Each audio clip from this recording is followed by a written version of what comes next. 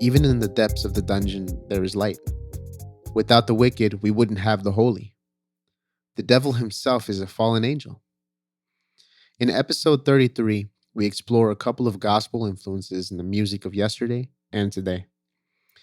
I open up about my complicated relationship with religion, while Joe explains how the church saved him spiritually and financially. I love the Lord, and if loving the Lord is wrong, I don't want to be right. All right, Joe, let's just get right into it. This week, music blessings. I put you on to Chance the Rapper, specifically the album Coloring Book. Let me get your opinion. So Chance the Rapper, the cover of the album with his hat looking down, number 3, it almost looks like he's up in heaven looking down at us and going, I gave you this album from above to give you a blessing. And then I said, it's okay. Disrespectful. So the first song, All We Got, featuring Chicago's Children's Choir and Kanye West. This was a lot of fun. It starts out like a band practice and builds up nicely. It's got a great religious overture, which is uplifting, but his style is a bit choppy here. I'm not sure if it's almost like mumble, and though I don't hate it, I was expecting a lot because Kanye was on it. But then I remembered, well, Kanye was also going through his transitions, so to speak. So there's always that. So that's why I wasn't like, oh man. The second song, No Problem, featuring 2 Chainz and Lil Wayne. I love the beginning of that. It's like, is that a threat, dude? Are you threatening me on this album? It's fun, but it sounds repetitive and choppy and noisy. I was turned off from the entire genre for a while due to this style. So that's why I never gave this artist a chance. And that's foolish on my part, but it does sound like someone's with a short attention span would love. But the 2 Chainz part just gets me like laughing. It's like good hip hop there. Bring him out more. Lil Wayne always sounds like he's sleeping though. So that almost made me skip the song, but I'm glad I didn't. The next song, Summer Friends, definitely a highlight of the album. And that just reminds you of like the good old days when you're a kid in the neighborhood. Your family's one thing. They're always going to be there for you. You love it. Everything's great. But your gang, a group of friends that are always with you. This probably has a little different meaning where he's coming from. But for me, it just feels like, yeah, I remember growing up with my buddies, Landon, Shaquila, Maida, Q, my uncle even. We were all just growing up in the neighborhood, living life. So this kind of like tugged on a chord for me. Number 4, Dram was like a break song, so there's really nothing to say. Number 5, Blessings, featuring Jamila Woods. Now, this was a bop, as you would say, Julian. It's a great jazz piece with beautiful lyrics. Jesus, Black Life Matter. I'm going to praise him till I'm gone. When the praises go up, the blessings come down. That riff. I worked with about 4 or 5 churches over the pandemic, and I love that phrase. I've praised him for life often, and the blessings have come down. So that's my small testimony here. Shelley and Dram are symbiotic on this. And this is a real good mix of what I really dig when that's that like acid jazz, that rap and gospel and jazz all mixed up together. It's a true album highlight. This is the one, if you were running to me on the street and you said, what do you think of Chance the Rapper? I say, blessings. That's it. But number 6, in the same vein, Same Drugs. Love the piano on this one. That solo, and the backup of that beautiful soulful voice just peering through the air until a small group of 3 combine to a moment of synth and drums stand out. The lyrics are just sweet and seem to hold a deeper meaning. This is the song I listen to the most, even more than Blessings, believe it or not. It's layered. I feel like I missed some things the first time, so I spun it again. I heard most of the song in the mix the second time around, especially the end electronic violin and guitar. That was very cool. Mixtape featuring Lil Yachty and Young Thug. Lil Yachty, why? Skip. That's just my personal preference, though. Song number 8, Angels, featuring Saba. More noise, but the beat was fire. It was really dope. I didn't skim through this one, and I'm glad I didn't. It had more than what I expected from the intro, and if they had a little lyric that made me go, wow, okay. Here it is. If they rest in peace, they bunny hop in heaven's gate. I was like, whoa, what does that even mean? So that kind of left me like pondering. So that was a really nice giveaway there. And the steel drums are a real nice touch right in the middle of this track. Nothing like steel drums to remind me of a nice warmer place. And then number 9, Juke Jam, featuring, Justin Biaba and Tokyo. So Justin Biaba, was there another song that I could have lived without? Total Ma. And the end is a sad sex song. So it's kind of weird for me. Freaking weirdo. Number 10, this is a long album too. All Night featuring Knox Fortune. Thank God for this song. I loved the intro. Come on, big fella. You wobbly big fella. Sit down and drink, big fella. I just love that. It just made me feel like I was down on the south side of town where I grew up, where people are very vocal and very loving. And it's just a really nice way to make up for the previous track with Justin Biaba. Is You Is, oh, Is You Is Got Gas Money. And that just reminds me of like this time I went up on a trip upstate New York, and I had some dudes in my car from a wrestling group that I used to work for, videography wise. And we were all like, yeah, they're going to give you some money for your gas. And then when we were sitting in the car, dudes didn't have no gas money. All right. Track 11, How Great, featuring Jay Electronica and Nicole Steen. I love the original song. It's been sung in about 3 or 5 churches I've worked with. It's a beautiful cover. I liked it a lot. It helped the album stay higher than a 6, actually. The choir is a nice touch. I really like how he's like sprinkled it throughout the album. And I love that synth of a hymn and hip hop. All right, Julian. So I took you on a very personal journey with this album. I put you on to Dock of the Bay by Otis Redding. Yeah, man. So you took me back to 1968. This is an R&B, soul, and it's also labeled as pop. So obviously, pop throughout the years has changed a lot in terms of what that genre encompasses. For example, hip hop is pop now. That's true. In many ways. So this was interesting for me to come into this, listening to this and knowing that it's R&B and soul, but that it was starting that this was also kind of the bridge now for R&B music into pop, and that in itself was just interesting to see what people considered pop back then. Number 1, Sitting on the Dock of the Bay. This is the first song on the album, and it's also the self-titled. This is one of my favorite songs on this album. This song has an upbeat, poppy feel to it, but the lyrics are the opposite. It depicts a homesick Otis sitting by the ocean. He gives us hints that California is where you make it big, but it's not what he wants. And furthermore, he has the same problems he had back in Georgia. Overall, somber lyrics over a poppy, upbeat type of beat, but it's definitely catchy. This one definitely sticks in your brain. Number 2 would be I Love You More Than Words Can Say. The melody for when he says "I love you more than words can say" is stuck in my head. It's really beautiful, and Otis has this very passionate expression to his voice. Number 3 would be "Let Me Come On Home." I don't have much to say about this tune. The music is nice. The chord progressions and the guitar and trumpet riffs move you through the entire song, while Otis basically riffs throughout the whole song. It's nice, but it's nothing groundbreaking. I'm starting to feel I'm on song number 3, but at this point I'm starting to kind of feel a pattern here. Number 4, "Open the Door." This song is tense and passionate. Tons of emotion oozing out of Otis. If Otis is already, very expressive with his voice, this is, and that's like a level 10. This is like level 20. Like he's really going in on this song.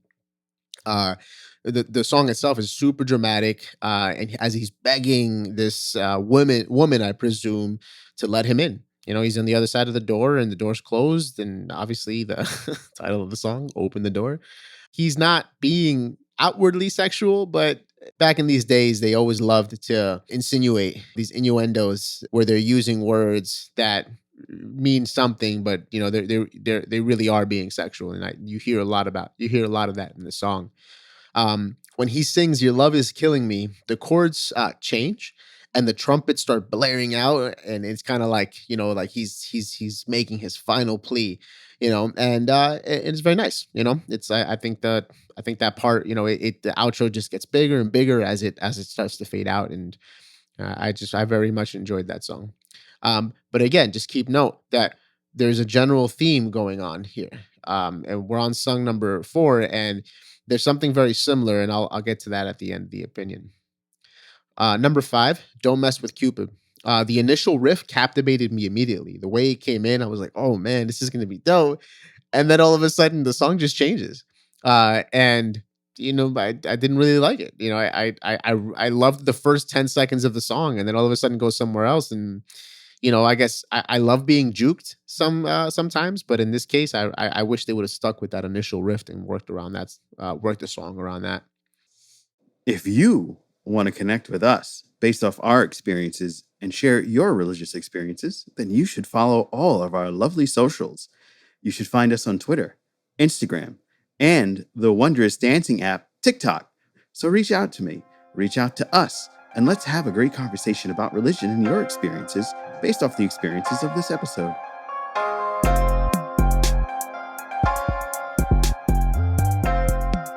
Hello, and welcome to a very special edition of the Disc Dungeon. I am honored to have a very special guest for this Music Blessings episode, not only because I actually have the experience of working with her in the church, no less, which is totally a blessing, but she has had quite the music career.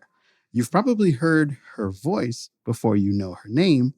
Her name is Angela Workman, but she has worked with, did you get it? She has worked with Ray Charles, Eminem, Patti LaBelle, Prince, Eminem, BB King, Kelly Clarkson, and a variant list of others.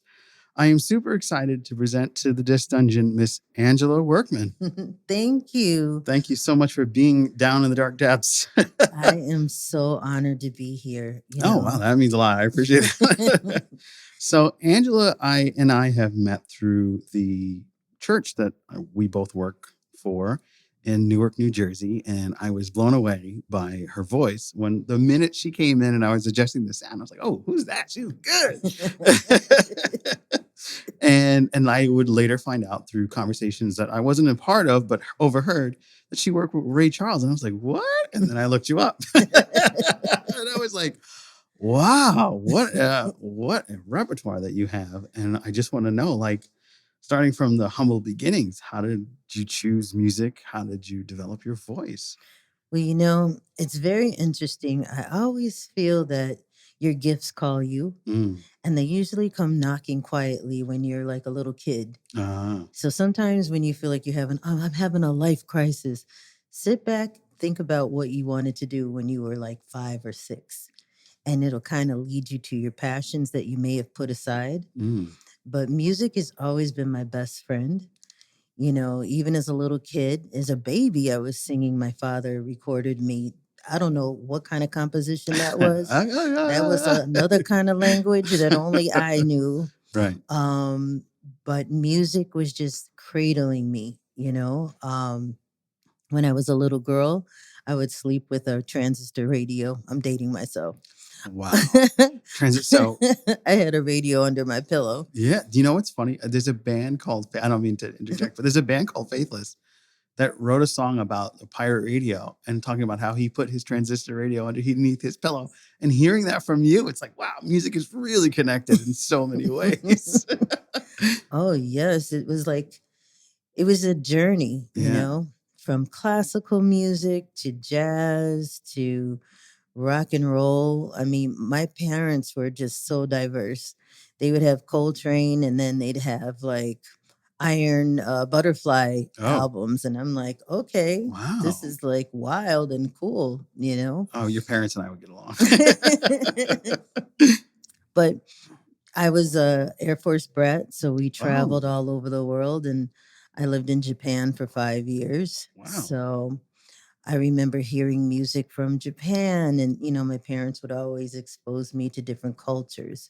So as an artist now, I kind of have like a gumbo of a lot of different inter like national flavors that I put into my music, and I love all music.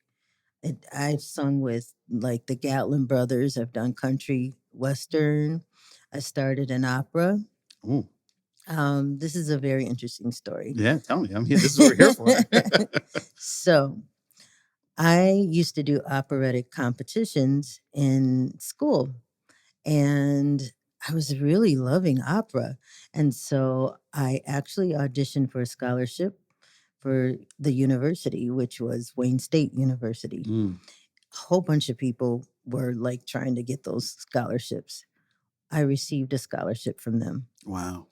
But I wanted to double major because my mom's best friend was Mary Wells. She's like my honorary godmother. Mm-hmm. So she would tell me stories about Motown. And I saw how the music business wasn't so kind as you get older if you don't have anything to fall back on. Oh. So she kept instilling, you need to have something to fall back on. That's probably one of the greatest stories for anybody that's listening that's on the fence about something. If you're in between two worlds, do both. Absolutely. Because here I am 40. I usually don't tell my age on the show. I usually say, but everybody knows. I'm learning sound. And that's how you and I have met. Right. And I started out as a writer. Nothing to do with sound. Wow. Nothing to do with my 9-to-5 job, which has nothing to do with either. But I always, when I was a kid, I wanted to be a film director. So that just means so much to hear that a lot of the things that you go through in your life are just parallel with so many different people. And it's so good that you had a double major. What was the second major? So I too was a writer. Oh, look at that. So I wanted to double major and get a degree in journalism. And so the music department wasn't too happy about that. And they're like, wah, wah. Ooh. They were like, nope, you have to be solely dedicated to our department. Oh, that sucks. And this is where my faith comes in, because it had to be God to tell me to turn down a free 4-year degree and to pay for my own degree. And this is what I did. Instead of graduating in 4 years, I flew through school. You would think that everybody wondered what was wrong with me. All my friends that I would develop friendships in my classes, I was far exceeding the class time that I should be there. Oh, wow. I had full class loads at summer and night and everything else. So basically I graduated in 3 years. Not knowing why I was in such a rapid hurry to just, I have to hurry. Well, little did I know I needed an internship in my last year in the university. And so everyone had radio stations. They had their interns. TV stations had their interns. Newspapers. And I'm like, oh my gosh, what am I going to do? I can't graduate without an internship. So it was one of my judges that used to watch me in high school. She worked at a performing arts center, Macomb Performing Arts Center. Beautiful theater. She said, why don't you do media relations assisting with our department and we'll pay you? And I'm like, my gosh, this is a paid internship too. This is fantastic. Let's talk about blessings. So I think it was 3 weeks into my internship, Ray Charles came through. And his singer had just quit because she wanted to be with her kids. So the other Raylettes, which that's the background singers, right? They said, excuse me, do you know anyone who wants to audition to be a Raylette? We need one more singer. And I'm like, I was like, oh, so that's how you got in that. I was like, this is me. Oh my gosh. So it wasn't even like, wow. So you just stumbled your way into. I had you fast tracked to college and went right into the high life. It was outrageous because I was the little intern where everybody's like, give me coffee, do this, do that, do the PSAs. And they told Ray about me. And it was like the parting of the Red Sea of people, of the benefactors and of the arts. From coffee girl to boss. Yes. Yeah. They were like, I love stories like this. Is amazing. They're like, Angela Workman. I'm like, that's me. Da, da, da. And then off I walked to see the Wizard of Ray Charles Oz. I was so scared. Oh, no, you can't be scared. And then I walked in. So what was it like working with Ray?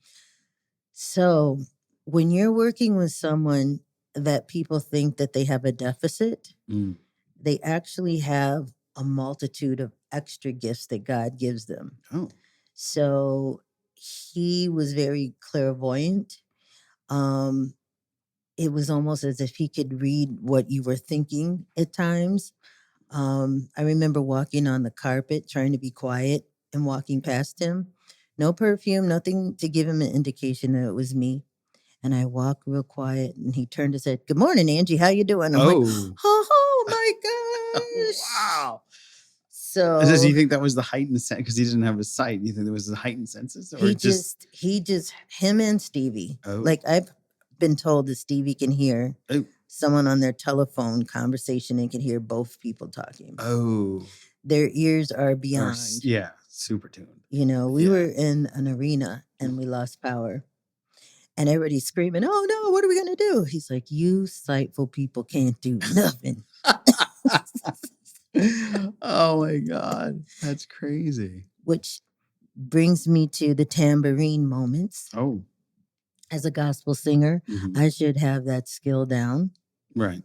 I don't. It was part of my job description as a Raylette. Oh. And so we're in like rehearsals and I'm doing the best I can. You know what I mean? I'm doing the Michigan version of like, you know what I say? Going to town. Ding, ding, ding. Yeah. And he said, oh, hold up. Who's banging the tambourine? And I was like, all the other girls knew how to use a tambourine. I was like, "Oh, Mr. Charles, it's this is my first time using a tambourine." He's like, "You call yourself a colored child? Come over here. Bring me the tambourine, mama. It's bing, bang, bing, ding, ding, ding. Can't you do that? Can't you do it?" Okay. You never say, "No, I can't." Right. You just say, "Okay," and you adjust accordingly. Like he kept changing my notes. And I knew that he was changing my notes after a while because I'm like, "Am I going crazy? I learned it in this certain way." And then one day I said, "But Mr. Charles, you taught me this part and I can play it back. You don't do that." Oh, you don't correct the correction. You just change the part. Oh, so you had to work on the fly a lot. Yeah. And that just kept us on the toes because we couldn't just be, "Oh, it's just another gig." No, you don't know what may happen. So you think he did that on purpose? Yes. Oh, okay. But I remember I started off as a first soprano. You couldn't socialize as a first soprano. You can't say good morning, good night. "No, we're not going to a party. No, we will have no air conditioning." You are away. So it was like a prison, so to speak. Because you had to have those top notes pristine. And so one day he was playing on the piano and he tested my register. He's like, oh, very interesting. I have a strong bottom note too. And he was like, "Okay, this is what we're going to do. I'm going to put you on the fifth." So I was a first soprano for 4 years. And then he put me on the fifth part. I was so happy. I was like, hallelujah. Because then I could see my friends again and be in air conditioning. And if I get a cold, that makes me a stronger Raylette, you know? Yeah. So what do you have to do to keep your voice in tune, so to speak? Is it like tea? I always hear like tea and lemon and ginger. I am the most non-disciplined singer you will No way. I will eat ice cream and get up on the stage to everyone's horror in the dressing room. "Oh my God, the phlegm. Oh my gosh, you can't do this." I'm like, to me, if I put certain things in my mind, of course I'm not going to be able to do anything. I'm like, yeah, I'm okay. I know my limit. Your body knows what you can and can't do. And I remember asking Nancy Wilson, what does she do to warm up and get ready to sing? She says, "Honey, did you talk today?" And I said, "Yeah, I talked." "You're warmed up." Oh. And I said, "Well, I said something else to her." And she's like, "Honey, even if you don't sing a note 1 year, 2 years, 3 years, once a singer, always a singer. Oh, it's like riding a bike. Exactly. So it was like being on the road with Ray was like the Wizard of Oz. You know, 1 minute we're working with Dizzy Gillespie. You know, the next minute, you know, Miles Davis is telling everyone I'm a Pepsi girl. Oh. That was a funny story. Were you a Pepsi girl too? I was a instead of a And we were in Europe and when Ray did that commercial, so we didn't know anything about it. So for those of you who are the generation before me or two, there was an amazing commercial back in the day. You got the right one, baby.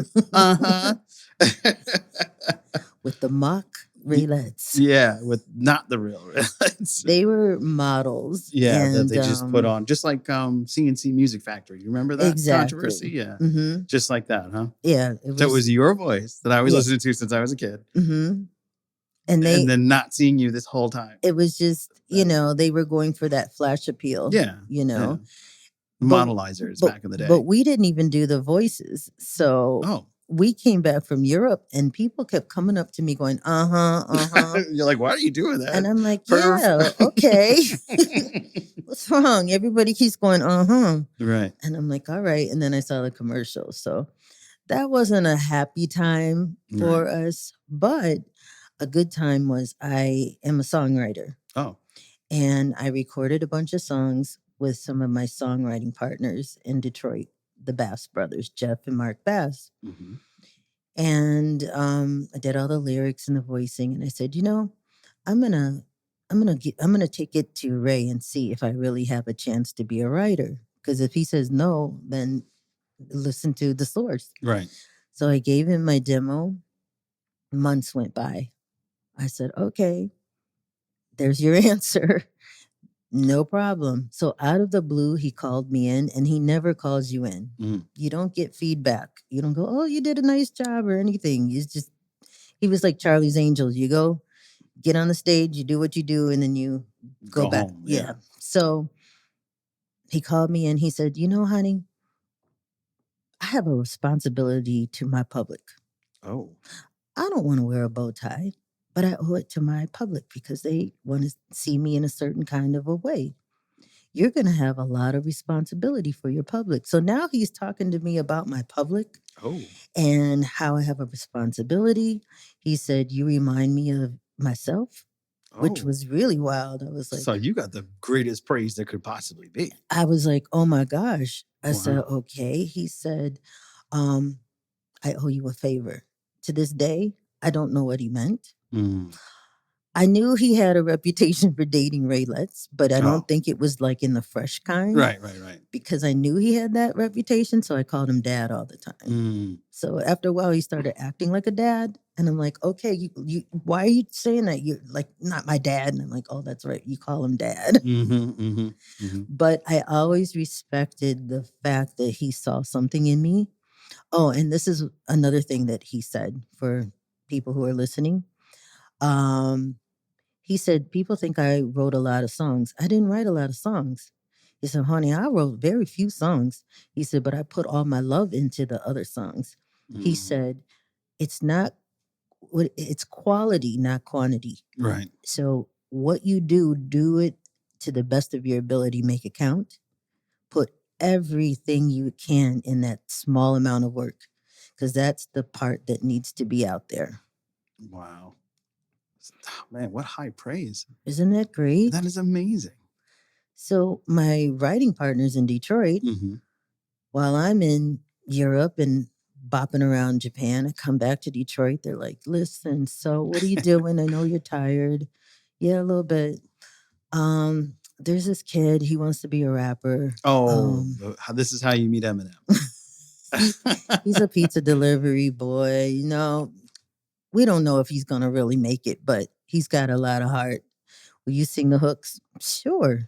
Wow. So I come down to sing the hooks and Eminem is just freaking out. Oh my God, you sing with Ray Charles. Oh no, I can't believe you're singing on my album. I can't believe it. And it's so folks, before we continue, I just want you to know, these are the same things that I was thinking when we were working at the church together. I just kept it real. I played it cool, but inside I'm like, oh my God. I'm sorry. Go ahead. But apparently, I didn't know that it was this whole cloud of mystery of who is this singer on the Infinite album. And it was like on an underground cult thing. And then finally they're like, it's Angie Workman. So now everybody knows it's me. There was one song that I didn't listen to because I was too busy touring until he became famous. You're like kind of on the bus going home, and all of a sudden that pops up on the radio. Hey, that's me. And I'm like, you have your hair in a bun. You're second to none. You stun, hun. I'm like, nobody else was in there but the hair in a bun but me. So I'm listening to this, and I knew I had to say, "I love you." And he's like, repeat after me. Say, "I love you." I love you, baby. So I guess I'm the only one that did like a love song. Look at that. Eminem. Yeah, no violence, finally. So another thing that I forgot to mention that don't hold this against me. I think education is very important. I did cut a couple of classes. They were gymnasium classes. Okay? You and me both. I cut some of them classes to go to United Sound. And United Sound was like the funky Motown of Detroit. It was right off my campus. Annie Lennox recorded there. Wow. Aretha Franklin, George Michaels, the DeBarge family. Wow. One night that was so funny. I was working with the Funkadelics at the time. George Clinton, yeah. And that was worth cutting a class. You know? I would. I've been there twice over. Hey, what you need? You want coffee? Exactly. Go backwards. And everybody had these magical names. I felt like Dorothy. I should have changed my name from Angie to Dorothy because I was in Oz. Right. And one particular night, there were two big studios. And the Winans, as you know, are the gospel family. The Winans were in Studio A. And the Funkadelics were in the back studio in Studio B. And every time they'd open the door, you know, the incense were wharfing out. And it wasn't like frankincense. No, definitely not. So no. That was a special herb. it was a very special thing. And, you know, the two groups met in the middle of the hallway. And me just watching the groups, it was so funny to me, you know. The people that you've worked with, the things that you've been around, it's got to be like, every time it's got to be like, am I in the right place? That has been my whole life before Netflix happened. Until you hear your voice, you know, when I first saw you, I thought you were a church member. And then you walked up and said, "Hey, I'm Angie," because I was waiting for Angie. I was like, "Oh, okay." Not putting two and two together. And then I had my Eminem moment. Oh my God. But it's great how everything kind of just comes together at the right moment. It does. I mean, people have to understand that there's so many miracles for them that God never runs out of miracles. Ever. No. We run out of our own miracles in our own minds because we lack the courage sometimes to step beyond our comfort zones. And my teacher in high school always had these signs on the wall. And the one I must have sat next to and daydreamed was expand your comfort zones. So even if it's something that you feel like, I don't know if I can do that. The only way you know you can't do it is if you try and you can't do it, okay, well then it doesn't feel right. But a lot of times your heart is the compass that tells you to try, step out, you know? Something new is just going to give you a more vast experience of life. Right. So I'm assuming you don't get starstruck anymore after all the... I'm starstruck. Still, I can't believe it. Prince threw what me. What was working with... Yeah, I definitely gotta ask. So BB King and Prince, but Prince first. Okay. Because listening to this podcast is a dear friend of mine who I've known since I was... So I moved here. I was 6 years old. He was a former city councilman in the town that I grew up in. And he's the biggest Prince fan. And I told him that I was going to be doing this interview. So Julian cut this part out just to build up. But his name's Marcus. And I told him, I'm going to be interviewing you. And he goes, what? And he knew you from the Prince album. I didn't even tell him about Ray Charles. And then he looked you up and said, oh, No way, you serious? And he wanted to come down, but he's in Barbados right now. Oh, I would have went down there to say hello. Turned this whole interview down to the Barbados. But hold on. All right, you can put this in. So what was it like working with Prince? So first of all, I was a groupie. I was that 13-year-old screaming, losing my mind. Detroit and the Midwest kind of made him into who he was. Right. So we knew about him before everybody. So I always said, I'm going to work for Prince. I'm going to work for Prince. And everybody's like, yeah, you and 1,000 other people. So don't judge me on this. Anyone in college, I don't sell your books. I would sell my books to get a Prince ticket. That's how much of a fan that I was. So anyways, fast forward, George Clinton gets signed to Paisley. Mm-hmm. And I'm home off the road. I get a call from George. He's like, what you doing? It's always these what you doing. Yeah, that's right. Nothing. Just eating some Fritos, watching the TV. Right. Prince and I need some vocals. Can you come down to United? Oh my gosh.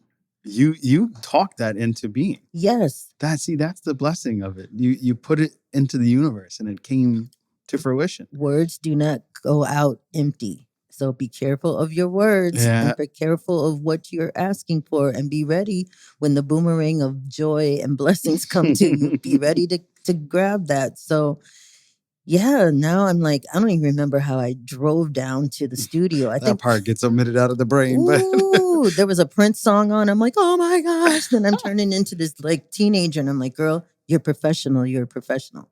So I go down there, I perform, I record all this stuff for them, and I'm like, oh my God, he's in my headphones. I'm really singing for Prince. And I'm like, girl, you're a professional. Stop it. Yeah. USA. Yeah. So that was the first time. And then I was working with Ray in Cincinnati. Mm-hmm. Prince was coming in the next day. We were off for 2 days. I asked if I could see the show the next day. I stayed behind. Mm-hmm. Met some of the band members. They were a fan of my uncle. My uncle is Reggie Workman. And so they're like, oh, wow, because he's into jazz. And they were really excited. So I guess they went and told Prince that there's this Raylet here whose uncle is Reggie, whatever. Mm-hmm. They said, I was standing in this one area by the stage. All of a sudden, Prince comes out and serenades me. Oh. He starts walking down the stage singing What I Say, all slow and sanguining down. And I'm like... Prince is the only dude that dresses like a woman that can get any woman. Yes. I was like, don't scream, you're a professional. I would have to tell myself that. I would have lost it. So now we go to Minneapolis, and then I go to Paisley Park, which... Unfortunately, I didn't know that that's where he lived. I just thought it was the studio. Oh, so you were in I'm in his house. Wow. So I'm in Paisley Park. They're showing me around. They had like a gilded gold cage with the doves. I'm like, oh, doves aren't crying. They're not crying. Yeah. I'm not crying, folks. And I'm walking through the studios, and there's like little doors that interconnect into studios. So it's like he could slide in and out and hear people working, and they wouldn't know. And just really, really hip. And he said... Hip and mysterious. Very mysterious. That's Prince. And then he, the musician Eric Leeds, he was like, I'm really sorry, but, Prince is out of town. I wish you would have met him today. I'm like, yeah, okay. So we go up to the second floor, and I'm meeting the secretary and everyone. And then all of a sudden, hey, man, you're here?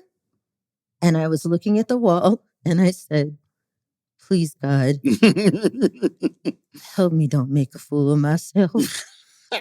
And then all of a sudden, I think the whole room heard my heart beating. It was loud. Yeah. And I slowly turned my head, and there's somebody my height. And I looked down, and I said, God, help me. I cannot go, oh. Yeah. So I look, and there he is. He's like, girl, I'm going to your show tonight. I can't wait. And I start talking to him, and everything's cool. He's got jeans on and a t-shirt. He's just like chill out Prince. He wasn't wearing blouse that day. No, he wasn't billowy Prince. Yeah, right. but he was dating Kim Basinger. He was doing the Batman project during that time. So I was on the side of the stage. Oh, remember that song where he said, "This is for my brother who's handsome and tall"? Yes. Well, he was his security detail. Oh. So I go back to the theater and I'm like, oh my God, Prince is coming to the theater. I'm like freaking out. And here comes this handsome man looking around, making sure everything's okay. I'm like, are you Prince's brother? He's like, I am. Like, lady cab driver. So it was crazy. So finally the show starts. I have a meltdown. I'm like, I can't sing for him. I cannot. Yeah. And then one of the senior Raylets said, so you're not going to get paid tonight? No, I will. I'll come out. I'll be fine. I'm good. Wait, money? Okay. But I've seen so many blessings happen. I have seen them. My co-writing partners in Detroit, I remember saying, you know what, you guys are so extremely talented. You're going to get an Oscar and a Grammy. And they're like, ha, ha, ha, ha, ha. Okay, we can see a Grammy, but you're pushing it on an Oscar, right? Oscar night. 8 Mile Road is up for the award. Oh. They were a shoe out because Bono was up for that award. And I think Queen Latifah. It was all these people. And the winner is Eminem, 8 Mile Road, Jeff and Mark Bass. My phone starts ringing with this scream. Oh. You always said that we were going to get an Oscar. And they always made fun of me because sometimes I can sound like Barbara Streisand. They're like, quit doing that Barbara stuff. She was the one that gave the award. Oh, yeah, I remember that. I remember watching that because it was a big moment. So dreams come true. They do. You just have to know the miracle of the journey of your life. And sometimes it's when it's the quietest, when you just don't see a breakthrough. That's the breakthrough.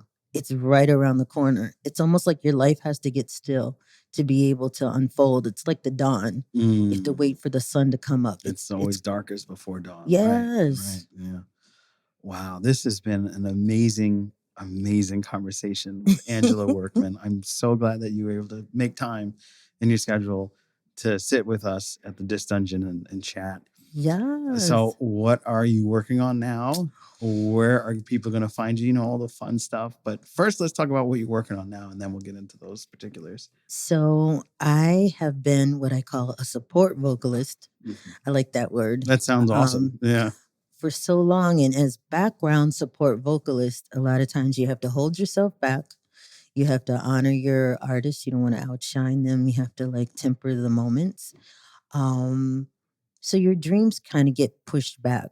Your life is on hold because you have to be on everyone's schedule of when they have shows or recordings. This is my time now. Oh, yeah. This is what I was hoping to hear. This is my time. I was always a big fan of Spyro Gyra and became very good friends with Tom Schumann, the keyboardist, who's extraordinary. So he produced my first CD and I wrote all the lyrics, did all the vocal arranging. And then right before the pandemic, I released Angela Workman's Sensual. And it was very interesting because I was pushing production before we knew what COVID was. I was like, we got to get this done. We have to get this done. You knew. I feel like you have this gift of foresight that is impeccable. It's there. It really is. It really is. And I was like, I have to get this done. I have to get this done. Well, this project, I wanted it to be zen, very relaxing, because I feel like the world, their nervous systems are just going wacky with a lot of projects that are out there. And I always wanted to be like the next Anita Baker mixed with Sade, you know? Yeah. And little global inflections in there and stuff like that. In Michigan, where I'm from, in Detroit, we have a large Middle Eastern population. So our music is all kind of in food. Everything is mixed in with a lot of Middle Eastern kind of flavors. So I have that in my music because I lived in Japan. I have some of that in there, the Kyoto drums. And so is your other album, working title, Melting Pot? Absolutely. Right. Oh, this sounds amazing. Yes. And then I'm a photographer now. Oh. Like all of a sudden during the pandemic, I'm running around with my iPhone like it's a Nikon. Like I'm getting the most incredible shots. So the trick about New York City, and this is because I have an architecture Instagram, and I either carry my Sony or my iPhone because they have the wide angle lens on the higher end phones. And if you know how to time the light of the sun right, you can get some amazing, even on your phone, you can get some amazing stuff. So now you're doing photography, you're a singer, you're a writer. Okay, what is next? So what's next for me, because I have so many stories from Frank Sinatra to Liza Minnelli to you name it. So many uncanny stories. I'm kind of like a Forrest Gump. You know how he would walk into things? Sounds like there's a book coming. Book and one woman show. I'm gonna do that all. Yeah. Oh, I can't wait. It's gonna be called I Got Stories. You do. That is the perfect title. Amazing. That's the perfect title. And just before we go, I gotta ask.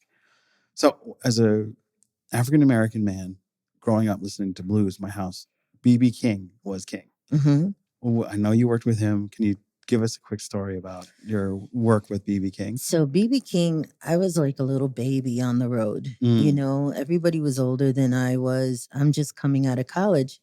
This is my first job out of school. I literally had curfews in my mother's home and then went on world tours. So, you know, it was really extreme.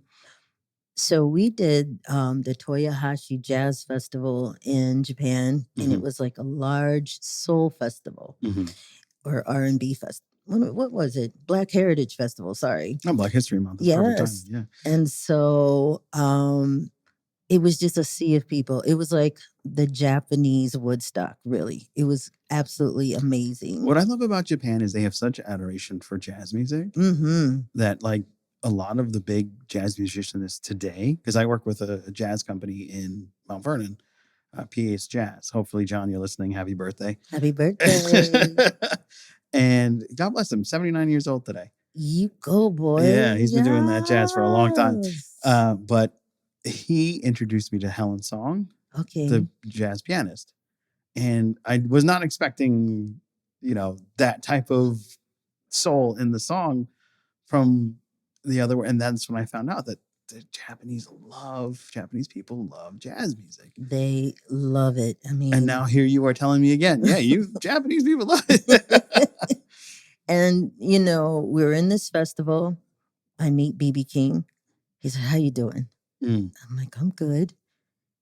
He's like, you up to singing with me tonight? Oh, wow. And I'm like, in front of all these people?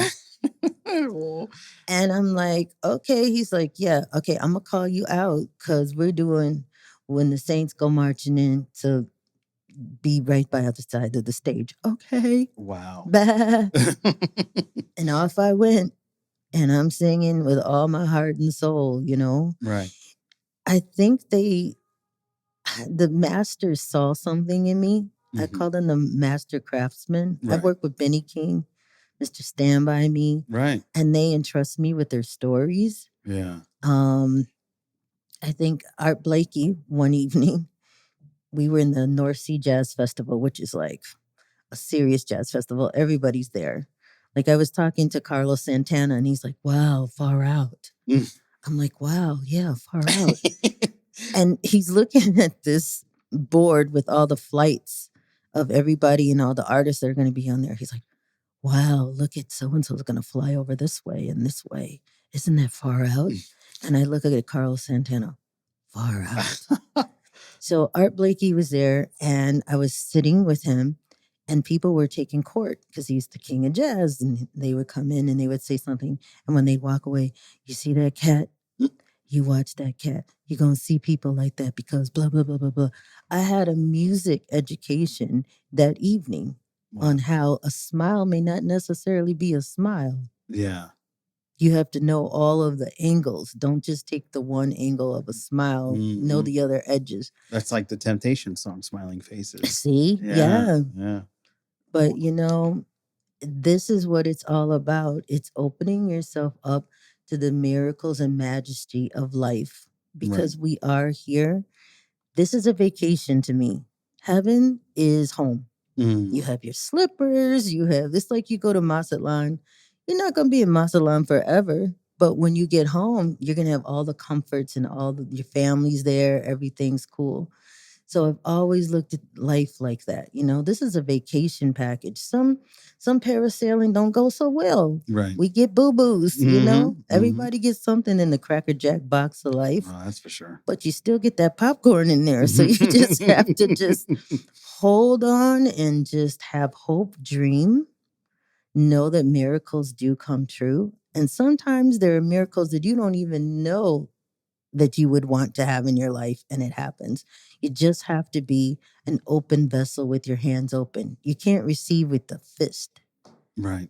You gotta let that anger go, open the hand, and see what lands into your hands. Because my hands have been open my whole life. And you've been blessed working with all of these people that I admired and adored. And now look, we're doing the interview together. Now I'm like going, let me tell you, my mother is so excited for this episode. Oh, hi, Mom.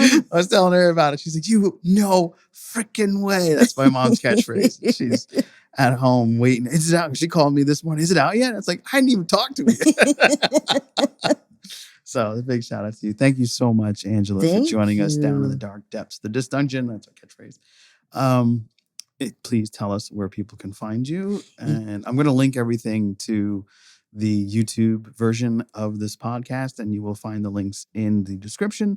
But please tell us people where. So you can find Angela Workman Sensual, which is my own word that I guess some other people have been using too. I'm sure they will. But so you can hear me on Apple Music, Amazon. I'm everywhere. Google me, Angela Workman Music.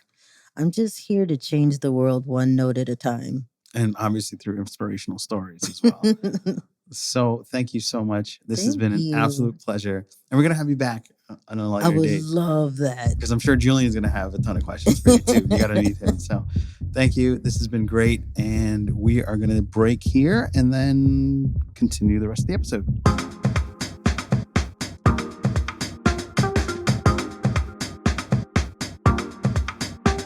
It is time to dive into a trick of the keys. You know, this guy is one of my favorite rockers out there. It's Lenny Kravitz, Are You Gonna Go My Way? And I always thought it was a love song. I thought he was trying to pick up a chick because he had a badass car, especially based on that music video. Thinking, all right, this guy's the man. He's rocking on the guitar. You got that whole quadrodome that he's running through. But to my surprise, it's not at all about picking up chicks, taking him his way. It's about Jesus. Kravitz thought he came up with a cool song, but didn't expect it to become a big hit. He told Rolling Stone in 2018, part of the rollingstone.com, where we discovered this.